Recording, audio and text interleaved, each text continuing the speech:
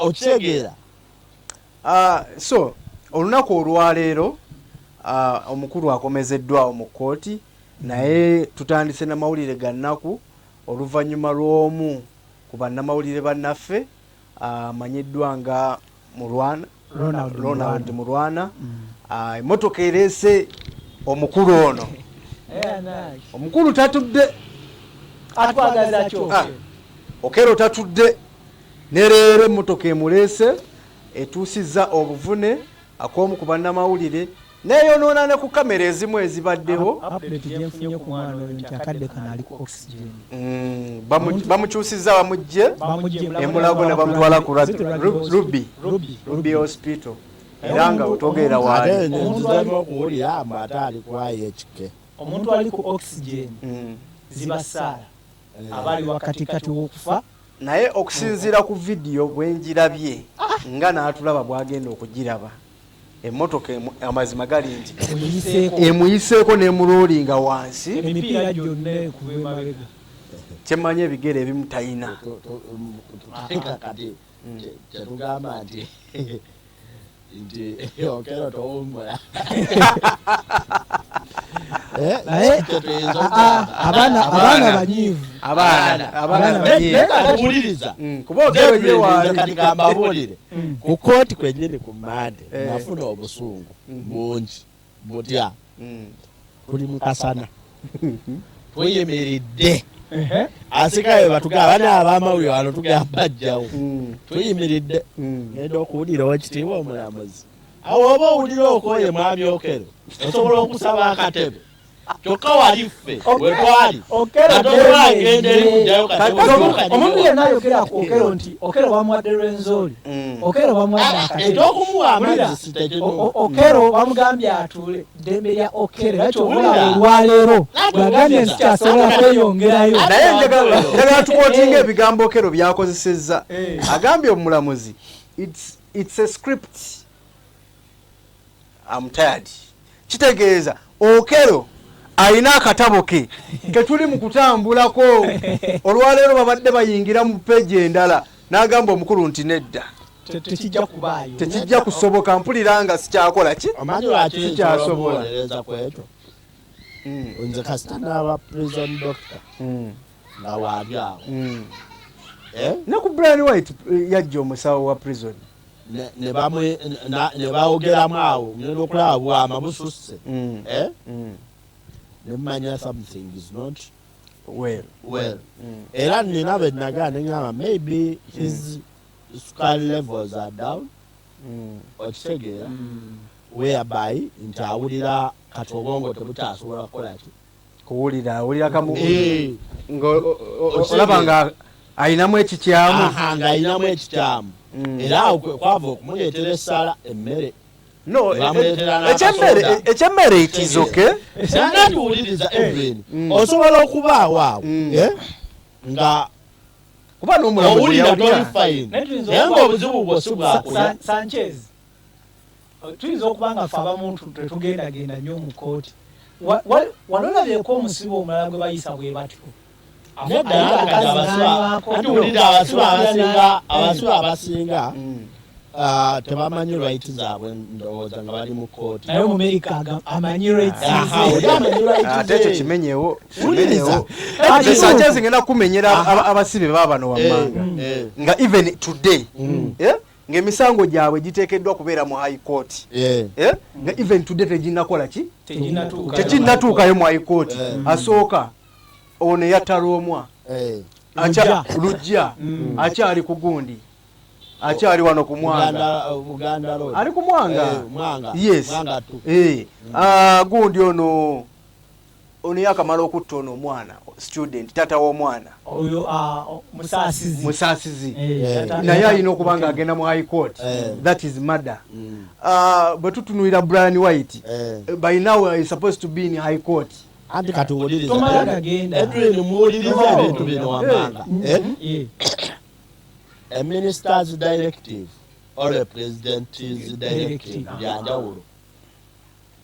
Kati omusango gw'Okero it is a presidential directive era tojja kwewuunya nnyo Edwin nga mu nnaku 5 nga mwezi ennaku 5 kooti ewadde ensala yaayo ekitali ku basibe nga waliwo omusibe amaze emyaka n'emyaka kooti temuwanga nsala ndoba tukusiba emyaka bwe giti okitegeera kati ekyo that is a presidential directive okubanga omusango guno gwanguyirwako kukolebwako okitegeera that's why kati obeera kwa ikooti Edwin wali ogenzeeyo security eri out ne security ebeera ku kooti golaba bifaanagana eno security olaba nti gumite zona forces zonna weeziri n'omwogezi wa polisi wali Kawala kawabula buli kooti abaawo naye ku Brian White wali omulabyewo ku Besigye wali omulabyewo kati kitegeeza is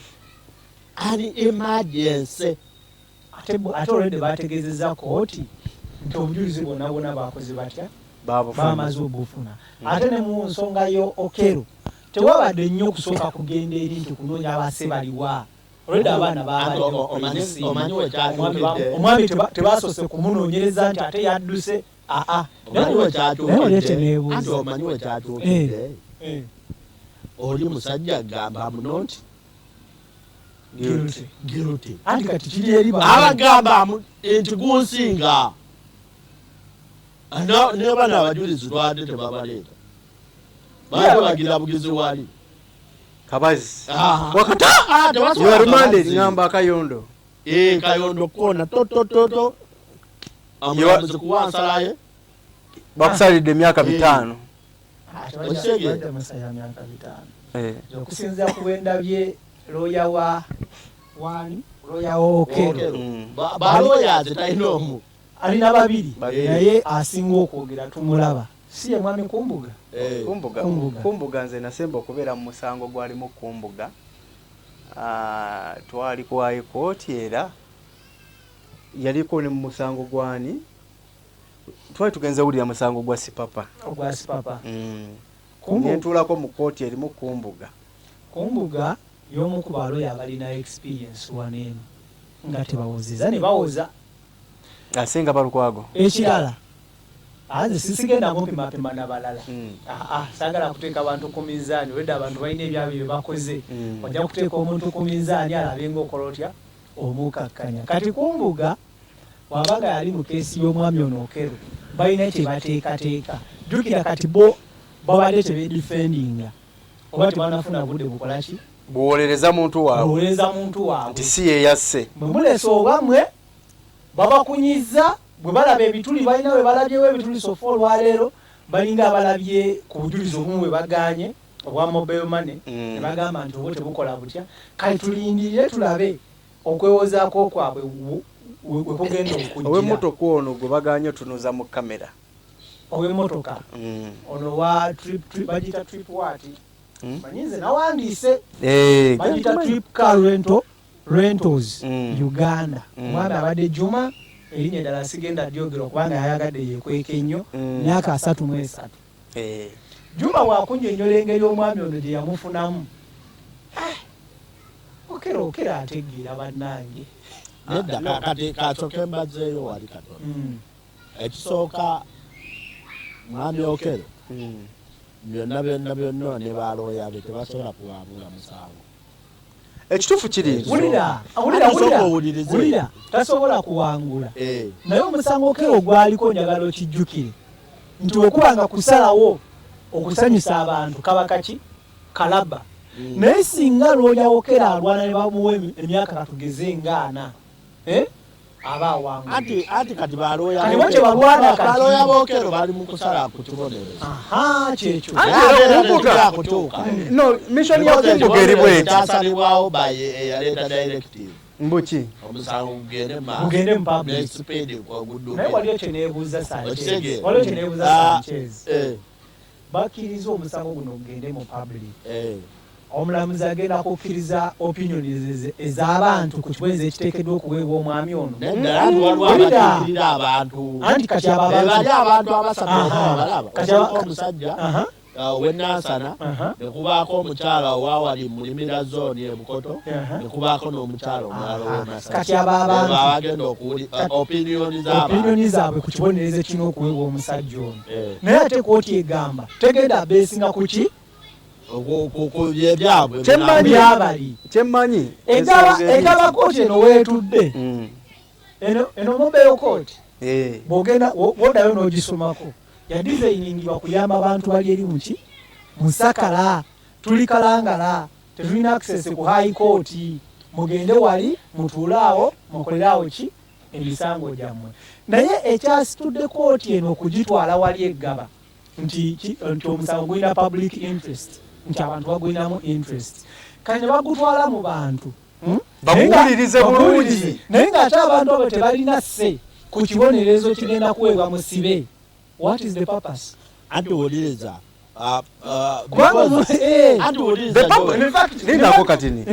the purpose genda baweeri bweti kyandibadde kikola amakulu singa batugambye nti baweereza eri ekibonerezo ne bakikolera mu lukale kiri bweki. Ensonga lwaki ndowooza nti kooti eno yazze mu bantu because pressure yandibaddewo bandirowoozeza nti gavumenti tefudde kuki ku mabujje gano agakoze eki agafudde. That's why olaba ne president yabadde forced okugamba nti kooti eno ketuulire ddala wali ku siini such that abantu bagoberera bamanye nti gavumenti nayo tekoze eki tetudde. So ensonga lwaki kooti eri mu bantu kubalaga nti ndo gavumenti oba n'essiga eddamuzi teritudde oba teryesuuliddeyo gwa naggamba ku mabujje gakoze eki. Naye ate era ng'essiga eddamuzi ligoberera ssemateeka ey'eggwanga kwe basinziira byonna byonna okubanga basala ki emisango era buli musango gonna guyina ekibonerezo.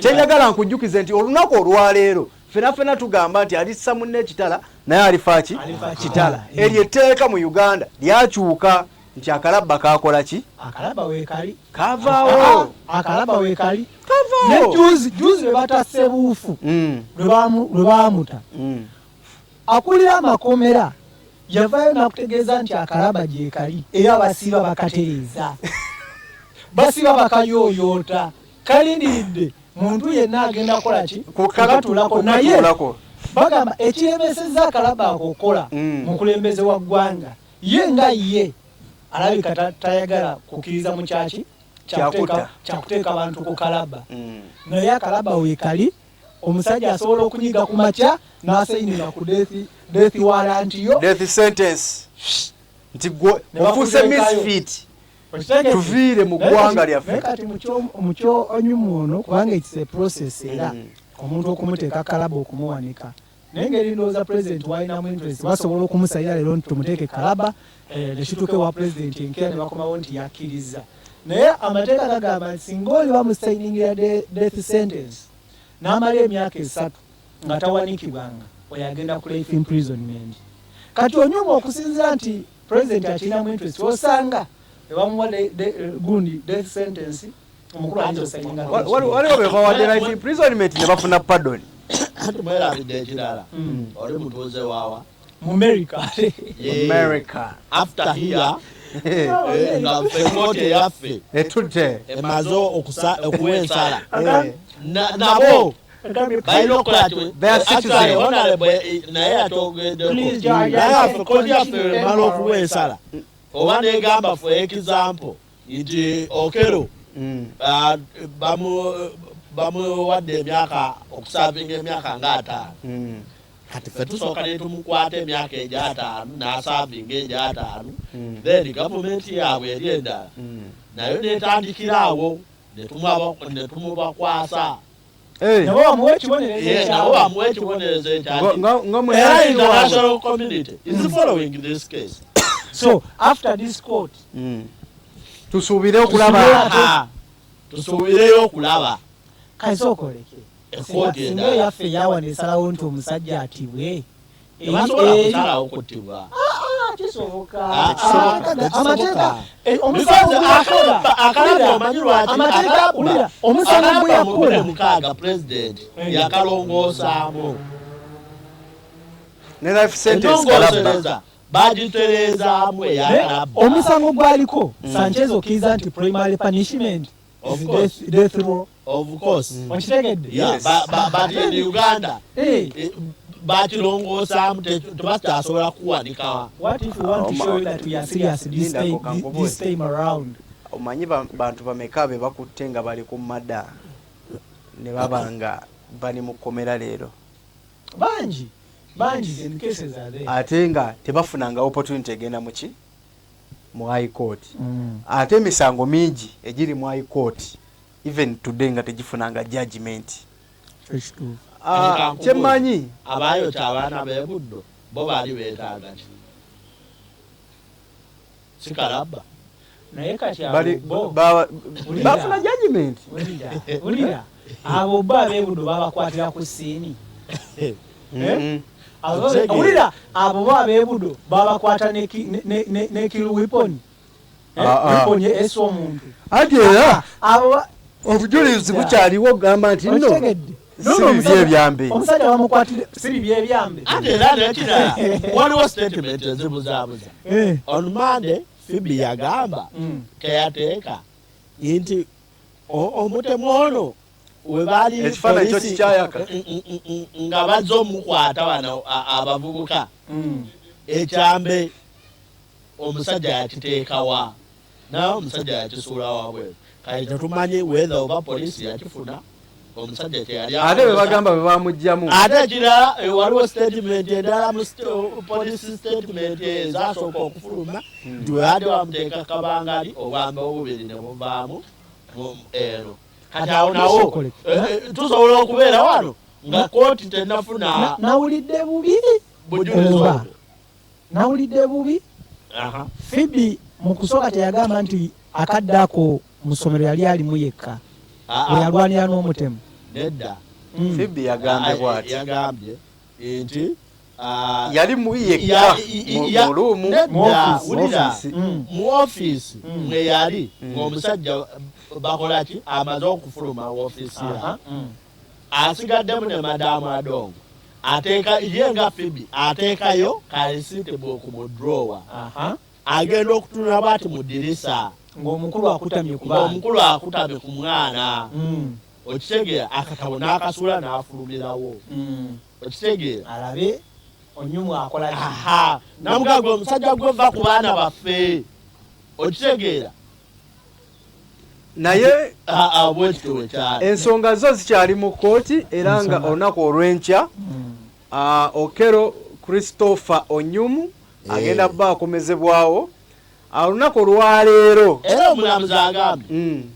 ayagala omusawo wa upper prison akonfaminga omusajja state omulwadde gyalimu okimanyi basobola otuuka enjala bagamba omusibe tasobola kujja mu kkomera kisoboka mukooti kati embeera ajja kujja naye waliwo ebibuuzo bye neebuuza nze ng'omuntu Okero ono abadde tabeera ku Okero mu Amerika amazeeyo bbanga ki yagenda wa 19 anti yamalayo emyaka ng'emeka yakomawo mu Novemba nga 2 oba is it 20 okuva nga wa myaka 19 yakomawo recently omukyalo oli omulala tuleme mubuusa maaso yavayo n'agamba Onyumu yatwa omwana we mu mwaka gwa 2018 kitegeeza nti Okero he was coming in bwaddayo bwajja bwatta bwaddayo anti tembadde njagala okumanya tubadde Okero tuyinza okubeerawo nga tulina Kiira abadde ya importing wa muno natta naddayo kisoboka ebyo byonna omuntu asobola okuloka plan Sanchez biri mu kooti naye nga tumaliriza I'm just assuming omuntu sookera ku makya kalina embeera wano neŋŋamba enkya ku ssaawa 4 ngenda kulinnya ennyonyi ngende Uganda ngende mu Amerika naye missoni yange yakutta Sanchez neŋŋamba akalimo kankamalirize ekiro ku ssaawa nga 9 ku ssaawa 4 ninyenyo nyingende nga ne police tenanoonyereza kumanya ani mubbi ani manya ani yasse ani yaani awo ekibuuzo kiri nti passport y'omukulu bagifunye bagifunye nanti kati omanyi nga tumaliriza ebintu bingi ebyebuuzibwa kwokero oyo okitegeera okusinziira kw'entevu emboozi engeri gye yagikolamu Edwin nkutte piki nengivuga nengijja wano nengitwala paka Nankulabe nengipakinga awo oba nenjiwa makanika yenna ali awo okitegeera naye nga gyenvudde kajjansi awo ne tewali bamakanika naye nga olwakadde njagala twogere emboozi y'okero tugenda gyongerako enkya after court okwata abatebe ebiseera ebisinga naye nga balinayo bannaabwe naye tuli mu keesi nti omutemu alyogwa omu ensonga zonna zetolera ku musajja yasa abaana bana naye nga tumaliriza njagala tusindike ekibuuzo oba okugezesebwa eri gavumenti olunaku olwaleero emmotoka yaayo ekoonye munnamawulire kyetutamanya ate akoonye takwatiddwa ate kooti etudde ku crime scene kubanga baba nga batomereddewo omuntu kooti eri ku crime scene ate kooti egeze maaso ngolwedde etudde ku crime scene ati mwerabidde ekintu kimu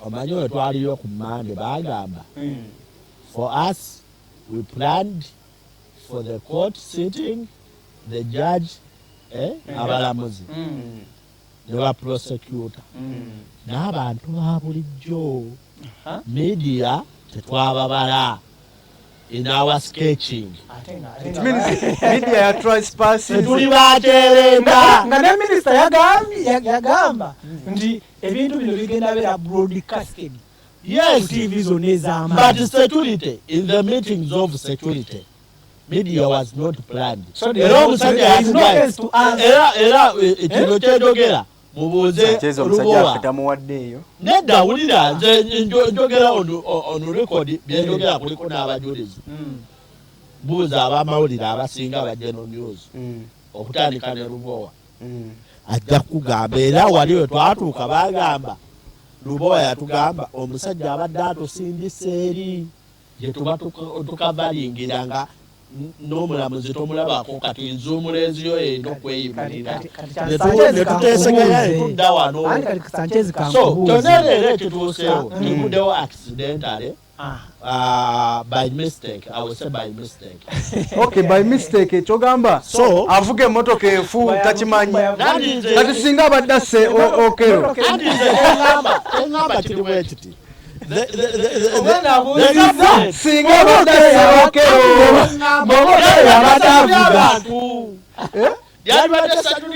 kati nedda oba okero yabatambuza era driver bali mukubidde emizira webale nnyo kubyotukoledde oba okero yakutte driver okero yabadde avuga bana okero tokolaki naye ate tugenda kubanga tusukkako wano olunaku olwaleero ensonga z'okero tugenda ziddamu enkya owamawulire ayinza okulowooza nabalaatidde bulamu bwe mbadde nsaba buli afunye damage omwana owa kamera ye ebyuma bye ebyonoonesa n'afunye accident tugenda kubajani gavumenti nga yo gavumenti akabenje kano kaguddewo akabenje kano kaguddewo engeri gyekwasaganyizaamu naye kyensaba ekyo kizeewo nga minisita wa Kampala yali yakayisa etteeka teri kuvuga motoka zirina bizibu kuki nguudo naye kati ate eno ya gavumenti tesiba naye eyambye naye tagalira sibira mu kkubo kubanga twali tugenda kufiirwa okero tufiirwe abasirikale juka abasirikale naye nga yagirabye ekyali nawamu motoka eyo engasibeeyo ata ebintu byewonyesa Kasuku agambye eyo emmotoka ngirabye Now at the end of the day, things happen. Kasuku so they car. So muganda wafe owa PL on TV. PL on TV. Quickly company. Aliko ne government ekuweyo kanamusawo. Msajja wange Washington. Wali basajja wange Washington kakola ne Galaxy. Kakasi. Twalina eri ku Kasasiro. Kasasiro ekitezi. Omwana oyo yagwa mu Kasasiro n'atubira. Yena microphone yasigala ng'eflashinga. Mulira ng'eflashinga. Ne bajja ne bamunyululayo. Washi yajjanga nga bannayo olaba mponye luno. Kasasiro nga amubutikira bw'ati. Naye ne ku luno ne washinga abukayo wali. Olaba omusirikale ono wa poliisi abadde ali ku simu. Oyo ali ku simu. Olubise bwati omuntu azeeko okubuka badde washinga Katonda wali badde naye muzikirize tukome wano olunaku olwaleero nze Edwin K awamu ne muganda wange Joel. Naye twanyise yanjudde. Kamba simu. Basibule. Omanyi okera atulese speed. Agange nze jjo ku mukutu Uganda 24/7 kwensangibwa mbeera y'okubeera nga mbaweereza amawulire. Ono ekiganda kyange bamuyita Edwin K, CEO Ground Media. Wamu ne David Sanchez aka Mr. Social Media Monster. Naye tusabire nnyo Okero asobole okutuuka olunaku olw'enkya nga mulamu ajje mu kooti. Kale tetugenda kubanga tusukkako wano olunaku olwaleero tukwatagane olunaku olw'enkya ku ssaawa 3 ng'ate tubaweereza eggulire ng'Okera akomyeyo mu kooti. Mubeere bulungi, mweraba.